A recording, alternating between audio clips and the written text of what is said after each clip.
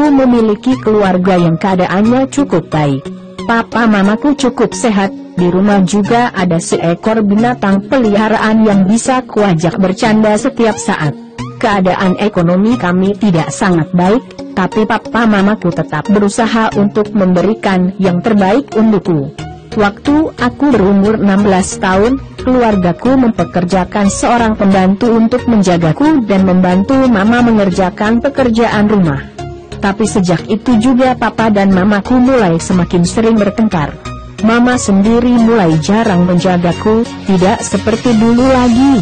Papa semakin hari semakin sibuk, mama setiap hari sedih dan marah-marah. Waktu kami untuk makan bersama di meja makan semakin hari semakin jarang. Mama bahkan mulai tidak mempedulikan keadaanku. Pertemuan orang tua di sekolahku pun mama tidak pernah mau datang. Mama selalu meminta pembantu kami untuk pergi dan aku selalu malu saat itu terjadi, karena pembantu kami selalu memakai pakaian yang lusuh untuk menghadiri pertemuan orang tua murid. Tapi walaupun begitu, aku cukup senang dengan pembantu kami yang kupanggil Bibi. Perhatian Bibi untukku bisa kurasakan, bahkan terkadang melebihi perhatian mama terhadapku. Bahkan waktu aku sakit, Bibi yang menjagaku di samping sambil meneteskan air mata. Akhirnya saat aku berumur 26 tahun, keluargaku mengenalkanku pada seorang pria yang cukup berada. Dia adalah anak dari seorang bos perusahaan besar. Dia cukup suka denganku, tapi aku tidak pernah bisa menyukainya. Tapi bagaimanapun juga, papa mamaku terus memaksaku untuk menikah dengannya. Menurut mereka, kalau aku menikah dengan pria kaya, aku tidak akan menderita.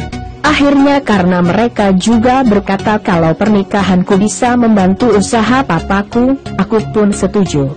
Akhirnya di hari pernikahanku, Bibi memberiku sebuah kantong hitam yang berisi buku tabungan. Aku tidak mengerti kenapa Bibi bisa memberiku benda ini. Waktu aku bertanya alasannya, Bibi kemudian menangis sambil berkata, "Kamu udah besar, udah mau menikah, Bibi cuma bisa kasih ini, anggaplah sedikit kenang-kenangan dari Bibi. Bibi masih punya sedikit untuk hidup." Aku membuka buku tabungan itu dan melihat kalau isinya sama dengan jumlah gaji yang diberikan oleh orang tuaku pada Bibi. Bibi hanya memakai sedikit sekali dari gaji yang dia terima dan hampir semuanya diberikan padaku. Aku terharu.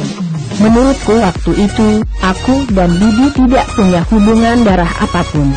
Bibi menangis waktu aku harus menikah dengan pria yang tidak kusukai. Papa mamaku bahkan tidak terlalu peduli dengan perasaanku dan hanya memikirkan keadaan keuangan mereka. Aku tidak mengerti dengan segala sesuatu yang terjadi, tapi aku memberanikan diri untuk mengambil keputusan, dan mengatakan pada orang tuaku kalau aku ingin membatalkan pernikahan itu.